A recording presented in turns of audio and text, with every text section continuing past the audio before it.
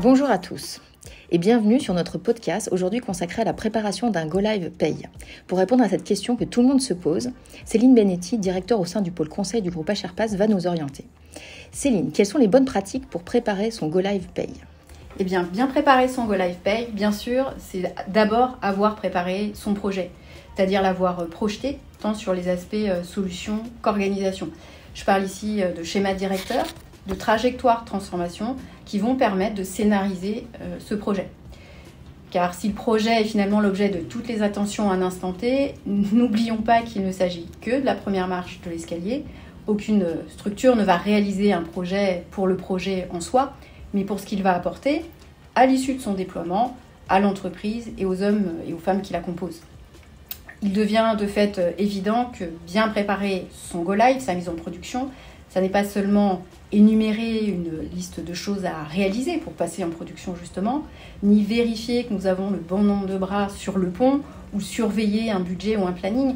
C'est préparer le déploiement de la nouvelle solution, voire de la nouvelle organisation paye qui peut aller avec, en veillant à donner du sens à ce qui va être demandé aux équipes que nous mobilisons justement dans le cadre du projet. L'être humain, intrinsèquement, a réellement besoin de sens pour agir.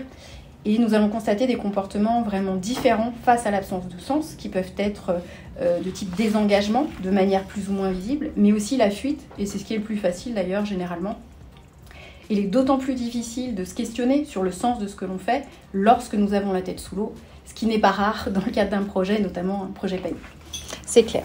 Donc un des leviers pour bien préparer son Go Live serait de prévoir tout au long du projet un espace pour donner du sens à ce qui est demandé aux équipes. Effectivement, Fabienne, c'est l'affaire de tous les acteurs du projet finalement. Les sponsors, qui sont un fil rouge tout au long du projet, qui sont les garants du sens collectif que nous allons donner à cette transformation-là. Ils doivent donner la direction commune qui va très souvent être modélisée à l'occasion de la définition du schéma directeur. Il y a également les directeurs de projet, chefs de projet, responsables de domaine, de service, managers, qui vont plutôt être les gardiens de la dimension plus individuelle. C'est ce qui va faire sens pour chaque ressource sur le projet. C'est donc plutôt quelque chose qui va se co-construire avec eux, avec leurs équipes et les individus qui les composent, et qui va permettre de maintenir l'engagement de chacun. Super, donc tu nous as parlé de l'équipe projet, mais le collaborateur dans tout ça ? Il a un rôle à jouer, un rôle important qu'il sous-estime souvent. Son rôle va être de définir ce qui fait sens pour lui à un instant T, en priorisant ses besoins et en communiquant ses priorités. Il a donc un vrai rôle à jouer et l'ensemble de ces profils-là, de ces acteurs, sponsors, directeurs, chefs de projet et collaborateurs, si nous arrivons à les maintenir avec un sens commun, eh bien bravo, vous pouvez ensuite passer à la bascule en production avec le fameux plan de bascule ou cut-over plan. C'est la fameuse synthèse des tâches qu'il faut suivre scrupuleusement pour le passage à la nouvelle solution ou à la nouvelle organisation.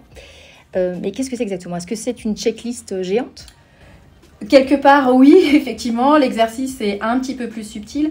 On pense souvent aux contraintes techniques, on oublie malheureusement un peu plus la réalité des métiers. Et ce plan de bascule doit aussi être le reflet des contraintes métiers, avec par exemple le choix d'une date de Go Live qui soit pertinente par rapport à ces contraintes métiers-là. Ce sont des dates qui sont choisies par rapport à la reprise des données ou à la bascule entre les embauches qui se font sur l'ancien et le nouveau système.